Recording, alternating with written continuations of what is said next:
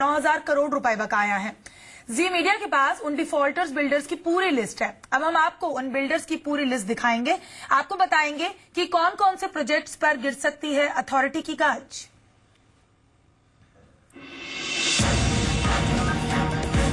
अब आपकी स्क्रीन पर जो नाम सामने आएंगे वो उन बकायेदारों की लिस्ट में हैं जिनसे अथॉरिटी को 9,000 करोड़ रुपए लेने हैं।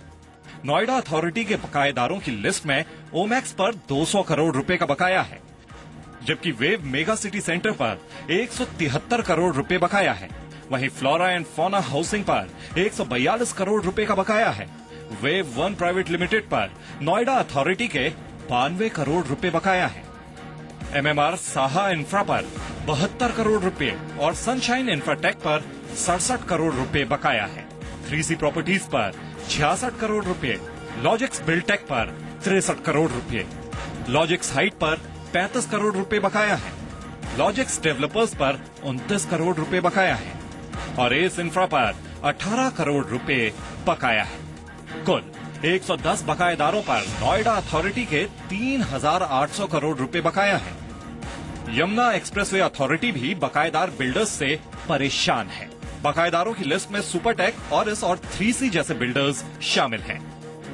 अथॉरिटी के मुताबिक ऑरिस डेवलपर्स पर 104 करोड़ रुपए बकाया है, जबकि सुपरटेक टाउनशिप पर 95 करोड़ रुपए बकाया है। इसके अलावा 3C रेजिडेंसी पर 78 करोड़ रुपए और लॉजिक्स बिल्ड स्टेट्स पर 70 करोड़ रुपए बकाया है। सिल्वर लाइन फर्निशिंग पर भी यमुना एक्सप्रेसवे अथॉरिटी का 63 करोड़ रुपए बकाया है। इसके अलावा ATS रियलिटी पर 60 करोड़ रुपए और 3C होम्स पर 42 करोड़ रुपए बकाया है, जबकि लॉजिक्स इंफ्रा पर 19 करोड़ रुपए बकाया है। कुल 12 बिल्डर्स पर यमुना एक्सप्रेसवे अथॉरिटी की 988 करोड़ रुपए की देनदारी बनती है।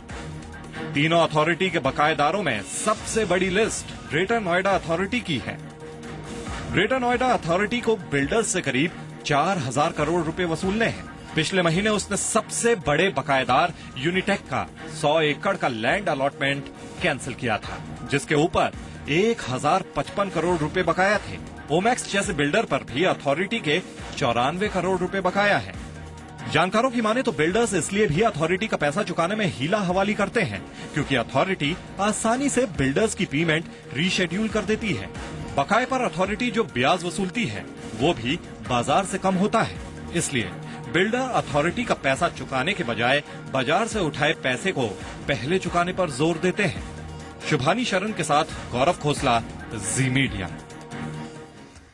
तो आइए अब हम आपको बताते हैं कि इस पूरे मामले पर बिल्डर्स का क्या कहना है।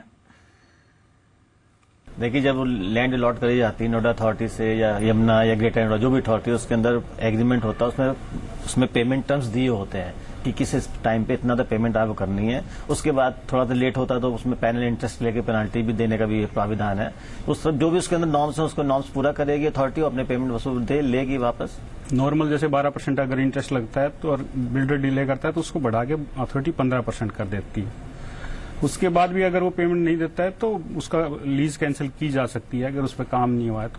लेकिन ऐसी कोई पोजीशन हमें नहीं दिखाई देती कि किसी की लीज कैंसिलेशन का चांस बनेगा, क्योंकि बायर से जो लास्ट में पोजीशन पे पैसा आता है उतना ही पैसा अथॉरिटी का बचा होता है, तो उस पैसे से हमें उम्मीद है कि अथॉरिटी की सब पेमेंटें सब बिल्डरों की हो जाएंगी। ये लीज होल्ड प्रॉपर्टीज हैं सारी, तो नोएडा अथॉरिटी के ऊपर पूरा राइट है, वो पूरे प्लॉट को एज इट इज वापस ले सकती है, उनकी कैंसिल कर सकती है और ओपन मार्केट में बेच के अपने ड्यूज रिकवर कर सकती है। सारे प्रोविजन है प्रॉपरली, लेकिन मुझे ऐसा लगता नहीं कि ये नौबत आएगी।